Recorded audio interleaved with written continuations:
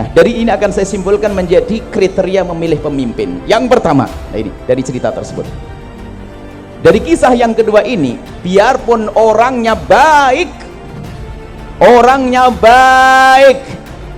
tapi kalau yang ngusung tidak baik, jangan dipercaya. Dia bakal dibisiki dengan kebusukan. Hati-hati. Nah, dari ini akan saya simpulkan menjadi kriteria memilih pemimpin. Yang pertama, nah ini dari cerita tersebut. Dari kisah yang kedua ini, biarpun orangnya baik, tapi kalau yang ngusung tidak baik, jangan dipercaya. Dia bakal dibisiki dengan kebusukan. Hati-hati. Jelas?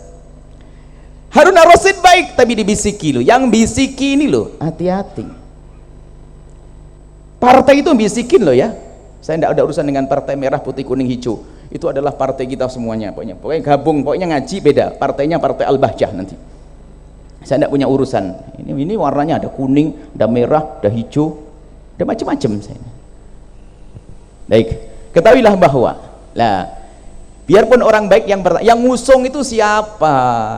Biarpun dia sangat baik, Anda mengetahui dia orang dermawan, dia seorang yang soleh, keturunan baik, dan segala macam kebaikan ada pada dia, tapi kalau yang ngusung itu nggak bener, dalam perjalanannya akan dibisikin, bisa menjarakan orang baik, menjarakan Imam Ali Zainal Abidin nanti. Hati-hati. Baik, ini kemudian kami simpulkan menjadi sebuah catatan kalau Anda ingin memilih pemimpin. Yang pertama, Anda harus tahu betul bahwasanya pemimpin itu baik kepada Allah dan Rasulnya, dekat dengan kemuliaan. Sholatnya aja nggak pernah tahu, gimana Anda milih amanat di hadapan Allah? Anda berani ngangkat dia, tidak tahu sholatnya dia, tidak tahu bagaimana urusan dengan Allah, Anda akan masuk neraka terlebih dahulu dengan dia. Hati-hati. Anda tahu sholatnya enggak, tahu sujudnya enggak, kebaikannya seperti apa? Apalagi Anda sudah mengerti dia banyak melakukan kemungkaran misalnya, lah kok masih Anda pilih? Wal, berarti Anda telah daftar, ya Allah masukkan saya ke neraka sebelum Pak Bupati atau Pak Wali Kota. Hati-hati. Majelis Al-Bahjah itu aman, insya Allah nggak ada calon-calon yang datang ke sini mau pamer apa-apa, karena dijaga insya Allah oleh Allah ya. Baik, yang pertama adalah Anda harus tahu dia itu baik kepada Allah. Kemudian yang kedua, dia harus baik dengan sesama manusia. Nggak cukup orang ahli sujud. Sayyidina Umar pernah waktu itu ditawari oleh satu orang untuk menjadi khalifah di gubernur di Mesir. Ya khalifah, sangat pantas kalau dia itu engkau angkat jadi gubernur di Mesir. Sayyidina Umar bertanya, dari mana kamu tahu dia pantas? Oh, dia selalu menekuni masjid, dia ahli sujud, ahli ibadah. Lalu Sayyidina Umar bertanya, apakah kamu pernah berurusan dengan dia, pinjam meminjam uang, ataukah kamu melihat dia urusan dengan manusia? Oh tidak, karena dia di masjid saja. Dijawab oleh khalifah, itu hanya urusannya kepada Allah yang baik, belum terbukti baik dengan manusia, tidak boleh jadi pemimpin. Biarpun baik kepada Allah, tapi belum pernah terbukti baik dengan sesama manusia, tidak boleh dipilih jadi pemimpin. Yang kedua, harus baik dengan manusia. Kegiatan sosial, kegiatan sosialnya hebat tapi nggak pernah sholat, nah ini nggak bener, nggak diterima. Yang ketiga adalah siapa yang ngusungnya. Biarpun dia baik kepada Allah, baik kepada manusia, siapa yang ngusung dia, organisasi apa, partai apa, kelompok ahli sujud atau enggak, amanat di hadapan Allah. Anda jangan main-main. Wah, dia wali bu ya, bisa terbang di awang-awang, tapi kalau yang ngusung adalah tidak benar, bakal tidak benar, jangan dipilih.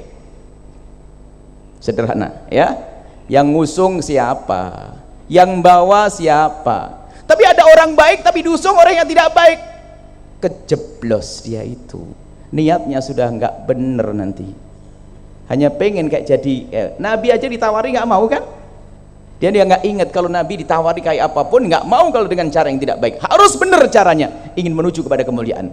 Jadi yang ketiga adalah yang ngusung itu yang bakal membisiki dia harus kelompok baik, organisasi baik, partai yang baik, partai yang mengenalkan kepada Allah.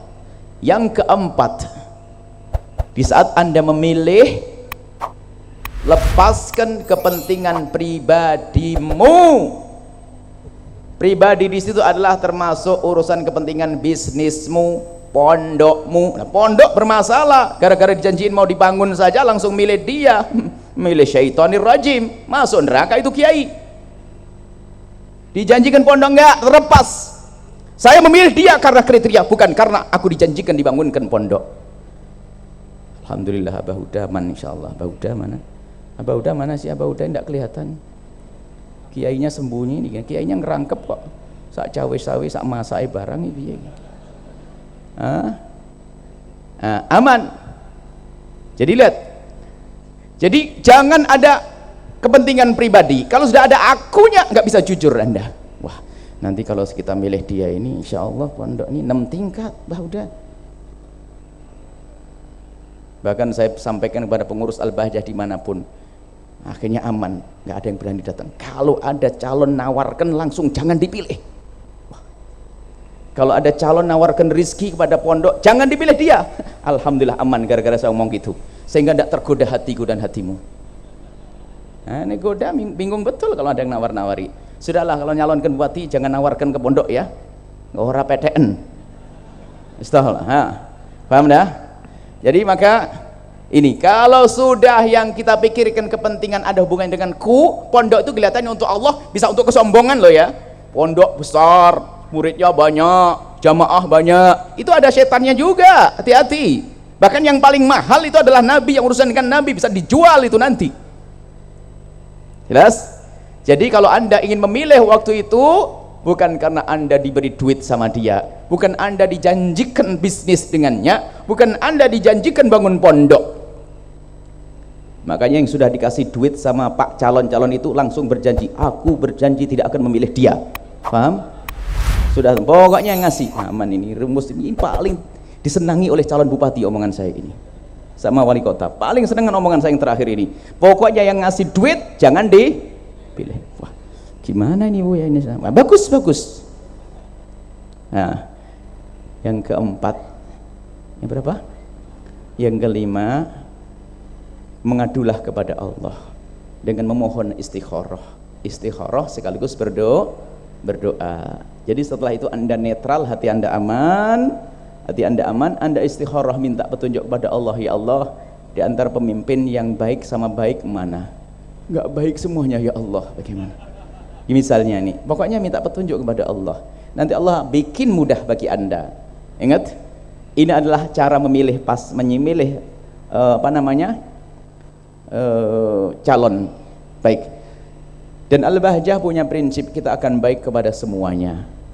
Baik calon bupati yang jadi atau tidak jadi, harus kita tetap baik dengan mereka. Kita tidak punya musuh. Ibaratnya begini loh ya, kalau saya punya anak perempuan dengan laki-laki bandel, preman, semuanya yang soleh, yang baik, saya harus baik dengan mereka.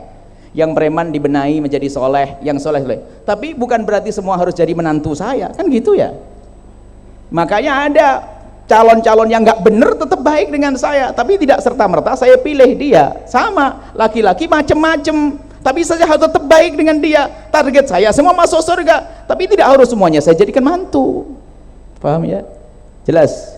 Jadi tidak semua harus dipilih, nggak dipilih ya ora apa-apa, nggak apa-apa. Jadi ini yang penting, karena apa? Fitnah biasanya, gara-gara itu loh. Fitnah, permusuhan, caci maki, olok-olokan dan sebagainya. Anda tidak akan sampai kepada Allah. Majelis maulid jadi bubar, majelis rebutan suara. Alhamdulillah, nggak ada rebutan suara di sini.